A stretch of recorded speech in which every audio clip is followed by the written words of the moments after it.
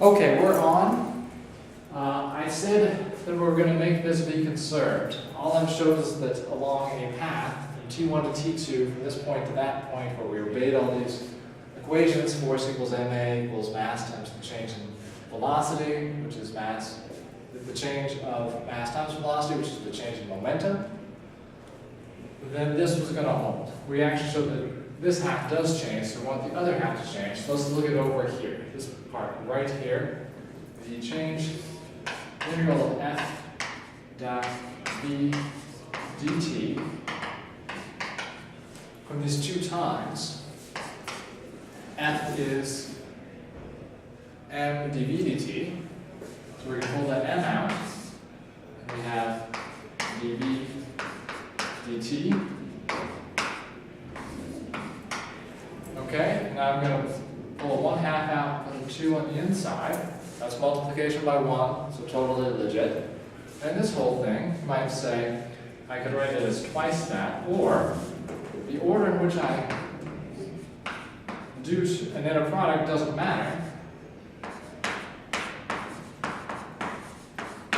So I could do that. But hey, thing multiplied by something plus thing multiplied by something. Specifically, this is the derivative of this thing, and this is the derivative of that thing. So this is the product rule for inner products. So we have 1/2 the mass as the result of taking a total derivative of v dot v. And I'm taking the derivative and then I'm integrating it, both total derivatives with respect to time. So they're going to cancel each other out. This is just going to be 1/2 m times v dot v, evaluated at the two times. So if from one time to another time you move from this position to that position, then this term is going to give you your difference of potentials. And it's also going to give you your difference in mv squared over 2. So if you combine them together with the right minus sign there, you're going to get this sum is going to be something that this is going to change, and this is going to change by the negative. So the total change in E will be the same. What does that mean? That means if you picked any time along there, you could compute the velocity at that point, dot it with itself to get its square, multiplied by the mass, divided by 2, and you get a number. You could say it's located somewhere at that time, so compute the scalar value here, the potential. If you add those two numbers together, you'll get the energy, and you would have got the same thing if you picked any other time. That's probably straightforward. What I'm now going to do is I'm going to start changing the vocabulary a lot. So keep this as the thing we remember as being true.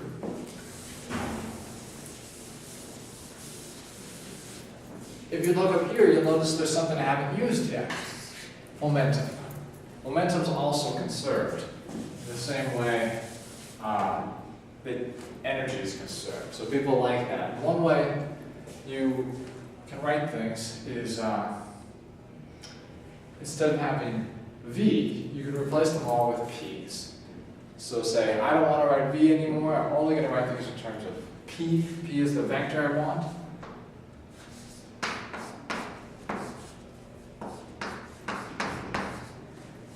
If we add another m over here, we can also divide it. So divided by m and multiplied, we get mv, that's a nice vector. mv, that's a nice vector. So E equals v plus d dot v over 2m. Okay, if you want to do Hamilton systems, we make another change. So we don't call this E, we call it h. You can think of h as the energy, but written only in terms of momentum and your generalized coordinates. We were calling them r because it's space. You might be familiar with that. When you do Hamilton mechanics, instead you write it in terms of the vector q. For generalized coordinates, so one way to remember it is that a q sort of looks like a g for generalized, sort of sounds like a c for coordinates, so generalized coordinates. And once you pick generalized coordinates, there's a momentum that corresponds to those generalized coordinates. For instance, you can set up the system so that it was fixed. Here you nail a little stick, that's a mass on the end. So nail here, mass there, and it was free to rotate. By free, I mean no impediments, so it's in a vacuum and no friction. So it's free to spin around. And the location, the generalized coordinate might be the angle here. So that would be your Q. And when you compute the P that corresponds to it, you get angular momentum. So in general, you express the energy as a function of potential energy that's a function of your generalized coordinates, and an expression for the kinetic energy that's written in terms of your generalized coordinates and your generalized momentum, which is always corresponding to the Q you chose. So once you fix a Q, there'll be a kind of P that corresponds to it. Write your H in terms of your P's and Q's. So for Hamiltonian mechanics, it's just ordinary, write down the energy, but write it in terms of your P's and Q's. The P over here was a vector. Indeed, your generalized coordinates usually have more than one. Here's an example which is just one. If you have more than one, have a P and a Q. I put it in here just for the joke to mind your P's and Q's. Since your generalized momentum depends on your generalized coordinates, here's your coordinates, here's your momentum, and it could depend on the time. Remember when we derived this?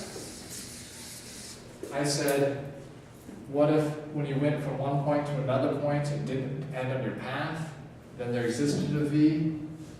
Well, V could depend on other things besides your path. It could depend on your velocity. Sorry, not V, but F could depend on your velocity. It could depend on where you're located. It could even depend on the time. So in general, when you write the energy as a function of your generalized coordinates, your generalized momentum, and your time, it might depend on all of those. If this seems mysterious, you could just say, there's a rule. You set up your Q's enough to describe how your system could evolve. There's a rule to find out what the corresponding P's are. And then you could think of writing the kinetic energy, which you know what it is. Each little particle is moving and has some kinetic energy. Write it in terms of your P's and Q's. The other function is whatever it needs to be so the whole thing stays constant from one time to another. So this is whatever is necessary to make it conserved. I did this backwards. I computed the potential, and then I said, oh, this is something we should add to it to make this be conserved. In general, we know what kinetic energy is. It takes energy to speed things up. You get energy when you slow things down. Whatever is necessary to make energy be conserved, we'll call that potential energy.